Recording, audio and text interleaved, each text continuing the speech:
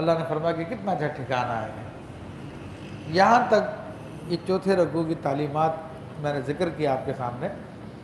آج پھر اللہ تبارک و تعالیٰ، بلکہ اب جو رکوع ہے 5واں رکوع ہے، اور اس میں اللہ تبارک و تعالیٰ نے ہدایت اور گمراہی، نیکی اور بدی، اسی طرح نیکوکار اور بدکار، مسلمان اور کافر کا فرق بڑا وضاحت کے ساتھ بیان کیا۔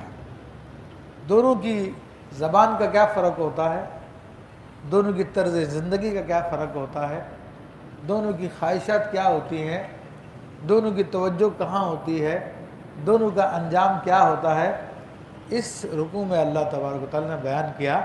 اس لیے ساری کی ساری باتیں بڑی توجہ کے ساتھ سننے کی ہے، اور انسان کو دیکھنا چاہیے میں کن لوگوں میں ہوں۔ کیا میرے اندر وہ باتیں تو نہیں پائی جاتی جو جہنمی لوگوں میں پائی جاتی ہے؟ آیا مجھ میں مومن والی صفات پائی جاتی ہے نہیں پائی جاتی؟ تو یہ ساری کی ساری اللہ کی مثالیں بیان کرنے کا مقصد یہی ہے کہ ہمیں دنیا کی زندگی میں ایک مرتبہ تنبیہ ہو جائے تاکہ ہم اپنے آپ کو سنبھال لیں۔ تو یہاں پر اللہ تبارک تعالیٰ ارشاد فرماتا ہے کہ وَاضْرِبْ لَهُم مَثَلًا رَجُلَيْنِ، کہ آپ ان کے سامنے دو مردوں کا حال بیان کرو، یعنی دو آدمیوں کی صورتحال بیان کرو، ان کی کہانی بیان کرو۔ اور دو مرد کون کون تھے؟ فرمایا کہ جعلنا لأحدہما جنتین من عناب، ایک کو ہم نے انگور کے دو باغ دیے، بڑا مال و دولت دیا مہاراج یہ کہ دنیا کا، تو فرمایا کہ انگور کے دو باغ دیے، حففناہما بنخل، اور وہ باغ بھی ایسا تھا کہ اس کو چاروں طرف سے کھجور کے درختوں نے ڈھانپا ہوا تھا۔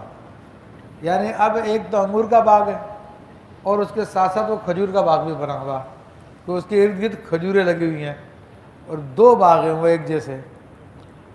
اور وجعلنا بینہما زرعا، اور پھر ہم نے اس کے بیچ میں کھیتی بھی لگائی ہوئی ہے۔ تو اب یہ اللہ تبارک و تعالیٰ نے اس کی ایک کیفیت بیان کی ہے کہ ایک شخص کو ہم نے کتنا مال و دولت دیا کہ اب پورا سال ہی اس کی کوئی نہ کوئی فصل تیار ہوتی ہے، پورا سال ہی اس کا کام چلتا رہتا ہے۔ کبھی کھجوریں پک رہی ہیں تو کبھی انگور کے باغ لگے ہوئے ہیں، انگور توڑ کے کھائے جا رہے ہیں، اور کبھی جناب زراعت لگی ہوئی ہے، سبزیاں اگ رہی ہے، دوسری کھیتیاں اگ رہی ہیں، بڑے ٹھاٹ لگے ہوئے ہیں۔ اور ظاہر سی بات ہے ان سب کے لیے اللہ نے پانی کا انتظام بھی کیا ہوا، تبھی تو یہ ساری چیزیں برقرار ہیں۔ تو فرمایا کہ ایک شخص کو ہم نے وہ کچھ دیا، فرمایا کہ کلتا الجنتین آتت اکلہا، اور دونوں باغ اپنے اپنے پھل لائے، کھجوریں بھی اگ گئی ہیں، انگور بھی اگے ہوئے ہیں، کھیتیاں بھی اگی ہیں، ولم تظلم منہ شیئا، اور اس میں کچھ کمی نہ دی، یعنی دونوں باغ پوری طرح پھل پھولے ہیں، خوب یعنی ہو سکتا ہے جتنا اتنے پھولے ہیں۔ فرمایا فجرنا خلالہما نہرا، اور ہم نے ان دونوں باغوں کے بیچ میں ایک نہر بھی بنائی ہے۔ وَكَانَ لَهُ ثَمْرٌ، اور وہ باغ کا مالک تھا، اس کے پھل بھی کافی تھے۔ اب یہ ایک کافر ہے جس کی مثال اللہ تعالیٰ نے بیان فرمائی ہے کہ کافر کا پاس دنیا کا مال و دولت کافی ہے۔ فقال لصاحبہ، تو اس نے اپنے ساتھی سے کہا، وَهُوَ يُحَاوِرُهُ، تو اس سے یعنی کوئی بحث مباحثہ چلتا تھا، کہا کہ انا اکثر منک مالا واعز نفرا، کہ میں تجھ سے زیادہ مال والا ہوں اور آدمی بھی میرے پاس تجھ سے زیادہ ہے۔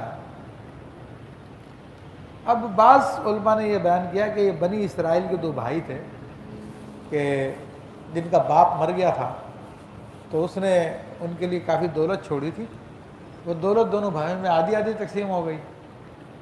تو ایک بھائی نے تو اپنی دولت وہ اللہ کی راہ میں خرچ کر دی اور وہ ظاہری اعتبار سے غریب ہو گیا، اور دوسرے نے اپنی دولت کو استعمال کیا اور خوب جناب اس میں اضافہ کر لیا۔